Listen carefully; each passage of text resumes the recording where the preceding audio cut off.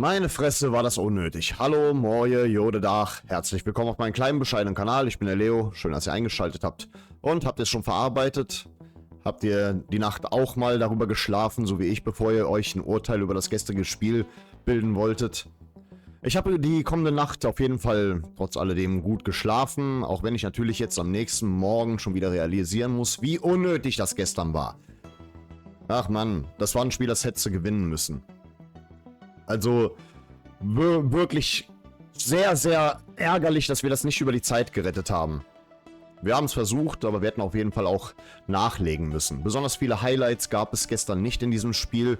Ich schildere euch natürlich das Ganze wieder aus der Perspektive eines Fans, der in der Kurve stand. Und deswegen viele Details kann ich euch nur anhand dessen schildern, was ich dann später nochmal im Sportstudio gesehen habe. Ja. Gestern war ja eigentlich der passende Gegner da. Sie haben schon seit Ewigkeiten nicht mehr gewonnen oder einen Punkt geholt.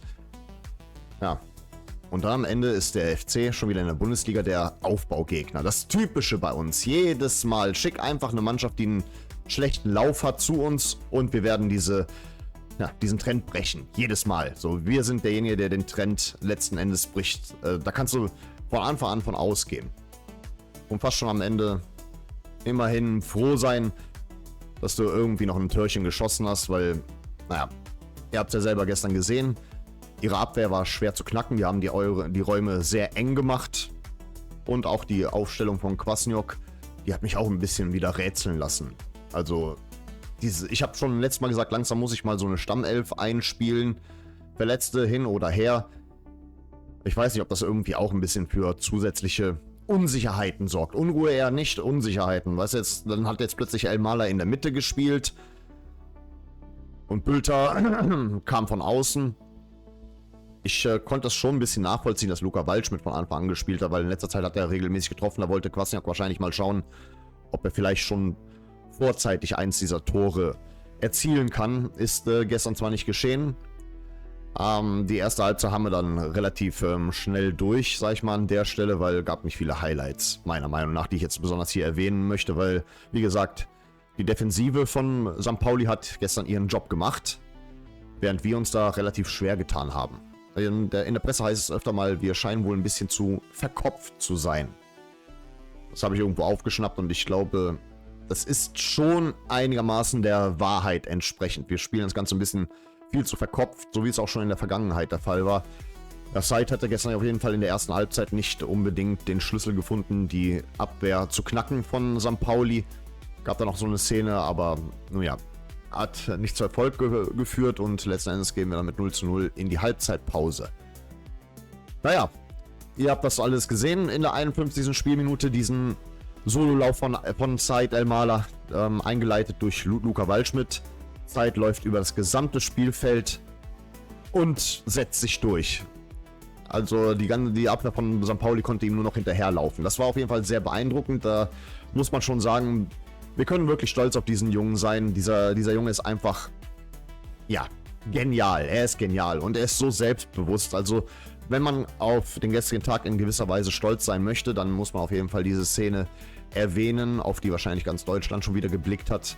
Also ich glaube teilweise, dieser Junge ist ein bisschen unterfordert und naja, man braucht sich nicht zu wundern, wenn er dann vielleicht irgendwann mal sagt, ich habe doch die falsche Mannschaft erwischt für meine Fähigkeiten. Aber okay, er hat ja nochmal sich zum FC bekannt. Ich gehe mal davon aus, er bleibt mindestens so lange hier, bis er mal mit seinem Bruder vielleicht ein Spiel gemeinsam gespielt hat. Das wüsste ich auch mal gern, wie das wäre, wenn sein Bruder dann mal eventuell mit ihm zusammen startet und eine Chance bekommt. Okay, die Verletzung hat ihn natürlich jetzt erstmal da mal so aus dem Spiel gebracht. Mal schauen, ob er noch eine Chance bekommt. Ja, bei Bülter herrscht ja momentan Ladehemmung und bei Ragnar Ache weiß jetzt auch nicht genau, wohin mit dem Jungen. Wird das noch was? Wird er jetzt etwas regelmäßiger bald mal treffen? Muss man noch weiterhin unter Beobachtung behalten. Ja, lange Rede, kurzer Sinn. Nachdem dann Said Elmaler in der 82. Spielminute ausgewechselt wurde, kam dann unter anderem auch Florian Kainz rein. Und Linton Meiner. Und irgendwie dachte ich, jetzt schaffen sie es irgendwie, das Ganze über die Zeit zu retten. Boah, Pustekuchen. Pustekuchen. Es wurden nur 4 Minuten nachgespielt. Das ist ja immer so ein Ding. Du denkst dann so, okay, 4 Minuten. Ja, okay, wir sind safe. Normalerweise rechnest du mit 7 bis 12 Minuten, wie in den letzten Spielen. Weil das jetzt diese 4 Minütchen nicht gereicht haben.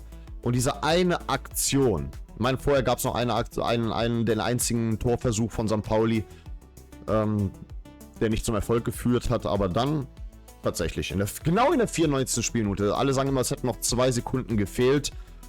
Eine Flanke von Sinani aus dem Halbfeld. Da schraubt sich Jones gegen Sebulanson hoch. Und leider Gottes rutscht Marvin Schwäbe aus. Der Rasen, ich will ihn nicht gerne als Ausrede nehmen, aber ihr wisst ja ganz genau, was für einen Acker wir da in Müngersdorf haben. Und das wurde uns zum Verhängnis. Er rutscht aus und der Ball landet im Tor. Und ich könnte natürlich noch irgendwie, sagen wir mal, etwas weniger mich darüber aufregen, dass wir diesen Ausgleich kassiert haben. Ich muss aber trotzdem sagen, ich will okay, verloren haben wir nicht, gefühlt haben wir verloren, aber ich will trotzdem kein schlechter Verlierer sein, aber was sich da Jones geleistet hat, das war richtig derbe asozial. Ihr habt nicht alles gesehen, ich war in S1, ich habe es direkt vor meinen eigenen Augen gesehen, wie er da vor der Kurve exzessiv gejubelt hat. Auch das generell. Könnt ihr mir bitte in den Kommentaren mal schreiben, wer hat gestern die Seitenwahl gewonnen? Weil ich verstehe das nicht, das ist schon das zum wiederholten Male, dass bei uns in Müngersdorf in der ersten Halbzeit das Spiel auf unsere Kurve zugeht. Dass wir in der ersten Halbzeit auf unsere Kurve spielen, anstatt in der zweiten Halbzeit, wo eigentlich meistens so die alles entscheidenden Szenen geschehen. Aber okay, klar, das 1:0 fiel zwar in der zweiten Halbzeit, aber trotz alledem, das ärgert mich jedes Mal. Du musst in der zweiten Halbzeit auf deine eigene Kurve spielen. Ebenfalls, er jubelt so dermaßen exzessiv, da kannst du dir natürlich vorstellen, dass alle komplett ausgerastet sind. Ich kann ihm diesen Ausgleich gönnen, aber nicht bei diesem Verhalten. Das war richtig provokant. Und was er dann hinterher sich noch geleistet hat. Klar, ich weiß, dass da ein Bierbecher rübergeflogen ist. Aber bevor hier einer von St. Pauli irgendwie behauptet, der wurde irgendwie, keine Ahnung, aufgrund seiner Hauptfarbe rassistisch angegangen. Nein, nein, nein. Es fielen die üblichen Wörter. Dass er ein Poloch wäre. Dass seine Mutter mutmaßlich gewerblich im horizontalen Gewerbe arbeitet. Solche Sachen halt. Ich muss da ein bisschen aufpassen bei YouTube mit den ganzen Ausdrücken. Das ist halt leider Gottes das Übliche, was dann halt gerufen wird. Okay, ich nehme mich da selber nicht aus der Verantwortung.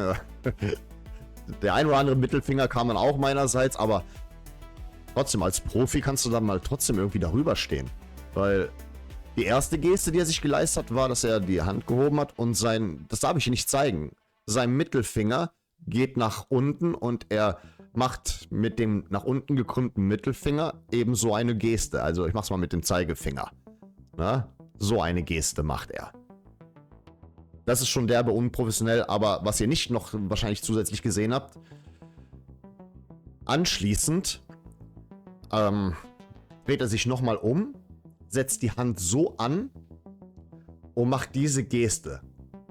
Und ich glaube nicht, dass er damit andeuten wollte, dass er gerne mit uns ein Bier trinken möchte. Also, sorry, da brauchst du dich nicht zu wundern, wenn die Fans dann so reagieren. Also, das fand ich derbe asozial, das hätte er sich mal sparen sollen. Na okay, die Emotionen an und für sich kann ich verstehen, aber dann lauf doch wenigstens in die andere Richtung und jubel. Du weißt, wo deine Fans stehen, oder hat dir das keiner gesagt? Das frage ich mich auch immer, warum das ständig bei uns so vorkommt. Ständig wird vor unserer Kurve so exzessiv gejubelt, regelmäßig. Ich habe das schon sehr oft erlebt. Also, wirklich, verstehe ich nicht. Das ist Selbstdarstellertum, aber auf eine sehr negative Art und Weise. Ja, Kwasniok kam anschließend noch entsprechend die Tränen. Kann ich verstehen, aber mein Mitleid hält sich da in Grenzen, wenn du da einfach keine Konstanz reinbringen kannst als Trainer. Tut mir sehr leid. Tut mir sehr leid an der Stelle. Ja, keine Ahnung, wie geht's denn jetzt weiter? Ich sag nur, das war ein Spiel, da hättest du eigentlich 3 Punkte einplanen müssen. Das wird jetzt auch nicht mehr leichter. Ich glaube, zukünftige Siege in nächster Zeit, das werden alles Überraschungssiege. Die sind natürlich nicht auszuschließen, aber ja, ihr wisst ja, ich nenne den Namen des kommenden Gegners nicht, aber ich erwarte dort eher eine Packung. Aber es wird nichts daran ändern, dass ich immer ein stolzer Fan des FCs sein werde, weil da treffen eh 2 Welten aufeinander. Kommerz gegen Herz. Ihr wisst schon, was ich meine. Werbemaßnahme gegen ein richtiger Verein. Die sind in der Bringschuld, nicht wir. Nicht wir. So sehe ich das. Ja, Mann. Das fühlt sich echt an wie eine Niederlage und ich bin wirklich sehr enttäuscht. Vor allen Dingen einfach nur aus persönlicher Sicht. Ich weiß nicht, wann ich das nächste Mal wieder zum Heimspiel kann. Ja. Am Ende können wir uns nur damit trösten, dass wir immerhin auf einem einstelligen Tabellenplatz sind. Weiterhin. Okay, wir könnten heute Abend noch mal rutschen. Also runterrutschen. Da weißt du auch schon wieder nicht, wen du in Nordderby die Daumen drücken sollst. Ob da vielleicht auch ein Unentschieden uns eher entgegenkommen würde, weil ich habe auch keinen Bock, dass jetzt mit Hamburg noch eine weitere Mannschaft in unsere unmittelbare Nähe gerät, tabellarisch gesehen. Das setzt uns noch mehr unter Druck. Deswegen, ich habe keine Ahnung, wem ich heute die Daumen drücken sollte. Sage ich ganz ehrlich. Ja, vielleicht wäre ein Unentschieden das Beste. Verdammt ärgerlich. Aber noch zusätzlich kommt für mich hinzu, was mir ein bisschen auch noch das Spiel oder den Tag in der Kurve versaut hat. Ich war in S1. Da ist ein Fan zusammengebrochen, ein älterer Mann. Ich dachte schon, ja, ich werde jetzt Zeuge eines Todesfalls. Also es sah nicht gut aus. Die Sanitäter kamen dann auch noch hinzu. Wir mussten dann auch entsprechend Platz machen. Er hat das Bewusstsein eine Zeit lang verloren, aber naja, zum Glück konnte er dann wieder auf die Beine kommen. Also sie haben ihn wieder auf die Beine gebracht, dann musste er halt die Kurve verlassen und da war der Tag auch für ihn gelaufen. Älterer Herr, also anhand seiner Kleidung schon einer aus der alten Garde.